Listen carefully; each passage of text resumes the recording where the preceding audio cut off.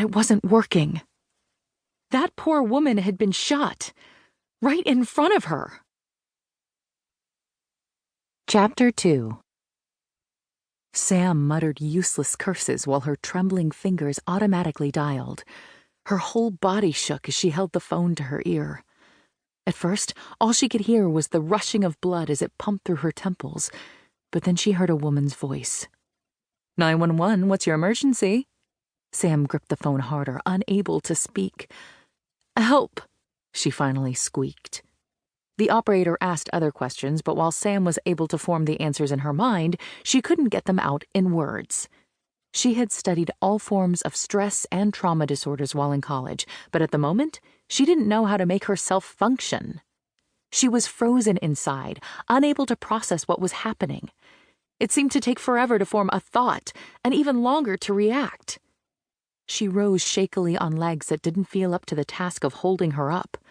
The blood drained from her head at the abrupt motion, and sparkly shadows encroached on her vision. She put her hand out, gripping the cold brick to steady herself. She looked back toward the body, but didn't let herself actually see the poor woman lying there. Instead, she stumbled into the restaurant, still carrying the phone with the 911 operator prompting her for answers. The smile fell off Anthony's face as she hurried up to him, waving toward the alley. While she couldn't form words, she tried her best to communicate the terror she was feeling. Grabbing her phone, he ran out the door as he spoke to the operator. Sam followed and pointed toward the woman, and this time her gaze moved straight to the woman's still body. Sam saw her, saw everything. The woman's hair was blonde, about the same shade as her own, but discolored by the dark puddle surrounding her head. Anthony immediately spun Sam around and wrapped his arms around her, protecting her from the sight. But she would never be able to erase it from her mind. Time moved both too fast and incrementally slow as the sound of sirens filled the chilly night air. Soon, hordes of police cars packed the alley, followed by an ambulance. She could hear the rumble of Anthony's voice talking to the responders, but she didn't know what he said. She stared at the blue and red lights as they reflected off the wall, making everything surreal. He left her standing with one of the officers as he ran inside a few times and then came back to check on her. She vaguely heard him tell her he had closed the restaurant and was ready to go with her to the police station. She wanted to thank him, but again, her brain was too numb to get the words out. She'd always thought she was tough. Growing up with a mother who'd brought home a lot of disreputable men had made her that way out of survival. Sam had thought she was prepared to handle any type of situation, but she wasn't handling anything at the moment. A woman was dead, and Sam had done nothing to help. Granted, it had only taken a few short moments, and Sam most likely would have become the gunman's second victim, but nevertheless, the weight of guilt poured down on her shoulders.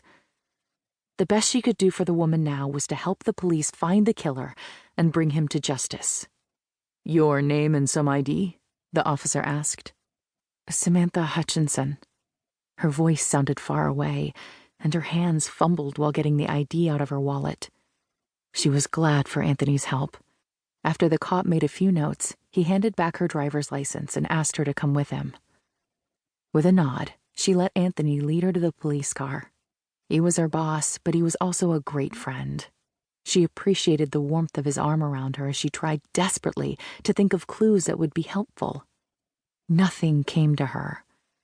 It was as if a rain shower had washed away all her memories of the event that had happened only a half hour before. She could remember drink orders and pizza toppings all night long, but at the moment she couldn't remember what the killer looked like. All she could recall was the size of his gun. Anthony whispered soothing words and patted her hand the whole way, but she was numb. The night had been chilly, not overly cold, but she couldn't stop shivering. She managed to give him her phone's passcode so he could call her best friend Nikki. He left a message telling her, "Sam is fine, but she needs your help." It was a lie. Sam wasn't fine. Not by a long shot. She was falling apart on the inside, but was too frozen on the outside for anyone to notice. Worse, the numbness was fading, and she started to feel all the things she'd been avoiding. The fear, the anger.